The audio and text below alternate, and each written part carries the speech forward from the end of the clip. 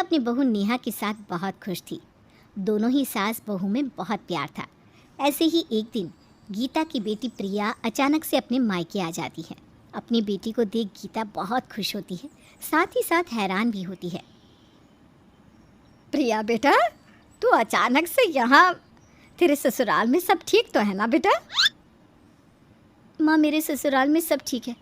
मैं तो बस यहाँ कुछ दिनों के लिए रहने आई हूँ। अब क्या तुम्हारी बेटी तुमसे मिलने भी नहीं आ सकती?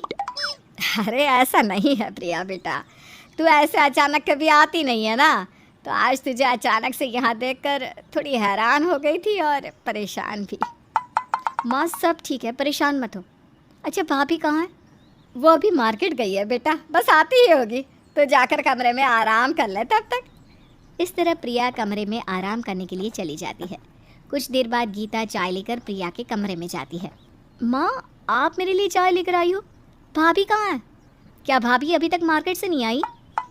अरे वो अभी अभी मार्केट से आई है, सब्जियाँ फ्रीज में रख रही होगी। चाय बन गई थी तो मैंने सोचा क्यों ना मैं ही अपनी बेटी के लिए लेकर जाऊँ। माँ, भाभी सब्जियाँ बाद में भी तो रख सकती थी ना? मुझे तो लगता है कि भाभी मुझे पसंद ही नहीं करती। मैं ही हूँ जो भाभी भाभी करके भाभी के लिए मरती रहती हूँ। अरे नहीं नहीं बेटा, ऐसा नहीं है, तेरी भाभी बहुत अच्छी है। अगर ऐसा है तो आप ही बताओ ना माँ, अब तक भाभी मुझसे मिलने क्यों नहीं आई? आपको पता है, मेरी ननद जब आती है ना तो मैं अपना सारा काम छोड़कर सबसे पहले अपनी ननद से मिलने जाती हूँ। इतना बोलकर प्रिया उदास हो जाती है। अपनी बेटी का उतरा मुँह देखकर गीता को बहुत बुरा लगता है और वो नीचे आ जाती है, जहाँ वो देखती है कि उसकी बहू नेहा किचन में खाना बना रही है।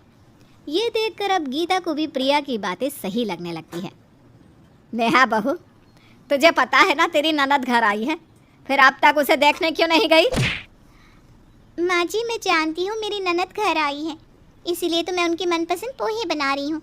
मैंने सोचा कि क्यों ना मैं उनका मनपसंद खाना लेकर उनसे मिलने जाऊँ। अच्छा ठीक है ठीक है। इस तरह से गीता वहाँ से चली जाती है और कुछ देर बाद नेहा पोहे लेकर अपनी ननद से मिलने जाती है। अब इसी तरह से कुछ दिन बीत जाते हैं और प्रिया अपनी भाभी के हर काम में इंटरफेयर करने लगती है। भाभी, अब सुबह 6:30 बजे उठती हो? तभी तो भैया को हमेशा ऑफिस जाने में लेट हो जाता है। प्रिया, तुमसे किसने कहा कि तुम्हारे भैया ऑफिस जाने में हमेशा लेट हो जाती हैं?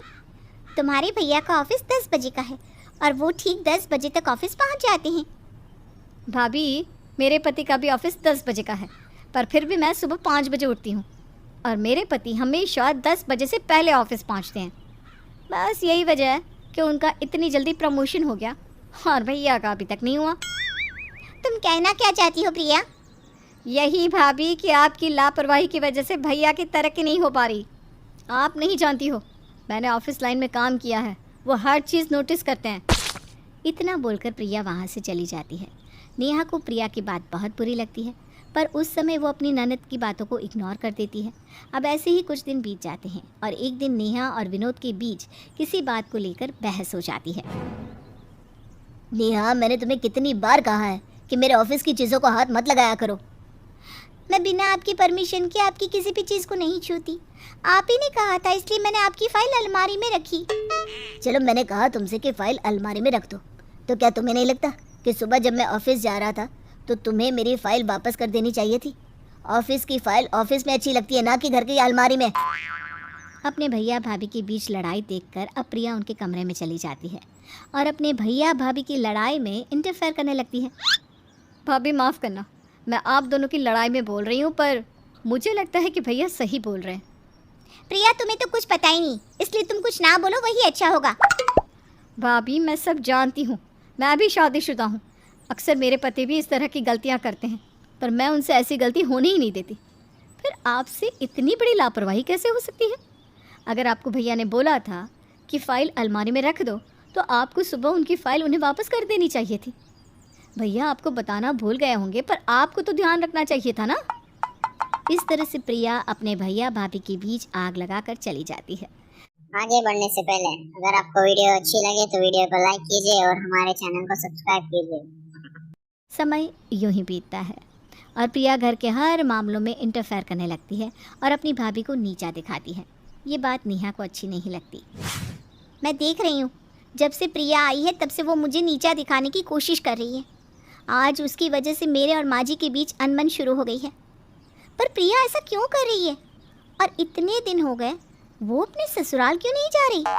अगर उसने अपने ससुराल की जिम्मेदारी इतनी ही अच्छे से उठाई है तो अब मुझे कुछ करना होगा।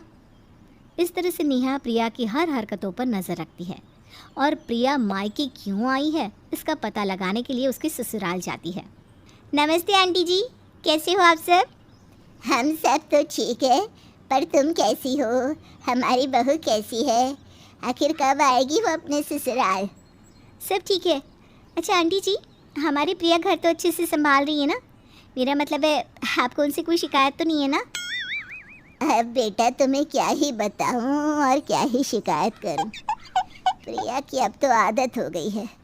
प्रिया आखिर जैसी भी है, प्रिया इस घर की बहू है। मैं कुछ समझी नहीं। प्रिया तो बहुत समझदार है, उसने तो अच्छे से घर संभाला होगा। अपना बच्चा हर किसी को समझदार और अच्छा ही लगता है, पर बेटा हम जानते हैं ना तुम्हारी ननद को कैसी है। भगवान झूठ ना बुलवाए, पर प्रिया एक नंबर की कामचोर है। वो घर में कोई काम ही नहीं करना चाहती। सुबह 10 बजे उठती है। बेचारा मेरा बेटा ऑफिस चला जाता है बिना लंच लिए और घर का एक काम नहीं करती। ओह, तो ये बात है। तो ननद जी का असली रूप ये है। मेरे ससुराल में आकर बड़ा ही शो ऑफ कर रही थी, मैं ऐसी हूँ, मैं वैसी हूँ। अब पता चल रही है मुझे इसकी सच्चाई। और देखो ना बेटा, तुम खुद ही देखो, मायके गए 1 महीना होने को आ गया, पर अब तक ससुराल नहीं लौटी। उसे अपने ससुराल की ज़रा भी फिक्र नहीं। आंटी जी मैं समझ सकती हूँ, पर आप ही ने तो उसे इजाज़त दी थी ना कि वो जब तक चाहे अपने मायके में रह सकती है। अरे बेटा, हमने उसे कोई इजाज़त नहीं दी मायके जाने की। वो तो हमसे पैसे मांग रही थी ताकि शॉपिंग कर सके, अपने दोस्तों के साथ पार्टी कर सके। मैंने और मेरे बेटे ने उसे पैसे देने से मना कर दिया, तो घर छोड़कर मायके चली गई अपने भाई से पैसे लेने के लिए। क्या? पैसे लेने के लिए? हाँ, पैसे लेने के लिए। हमसे बोल कर गई है कि उसका भाई बहुत अच्छा है, उसे बहुत प्यार करता है, और ये भी कह रही थी कि अब वो इस घर में तभी आएगी जब उसका भाई उसे पैसे देगा। प्रिया की सच्चाई सुनकर नेहा के पैरों तले ज़मीन खिसक जाती है, जिसके बाद वो अपने घर जाती है और सभी घर वालों के सामने प्रिया की सारी सच्चाई बता देती है। अब क्या कहो कि ननद जी, जो अपना ससुराल नहीं संभाल पाई वो चली भाभी का ससुराल संभालने। प्रिया बेटा, मैं ये सब कुछ क्या सुन रही हूँ? तेरे ससुराल से इतनी सारी शिकायत, क्या मैंने तुझे यही सिखाया है? माँ जी, अगर अब भी आपको मुझ पर विश्वास ना हो तो आप खुद जा सकती हैं ननद जी के ससुराल में।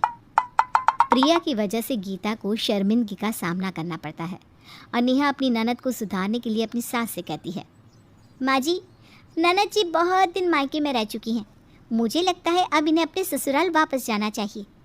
और ननद जी, आप कोशिश करना कि आपकी वजह से फिर से माँ जी को शर्मिंदगी ना उठानी पड़े। माँ, मुझे माफ़ कर दो। मैं ख्याल रखूँगी कि मैं इस तरह की गलती फिर ना करूँ।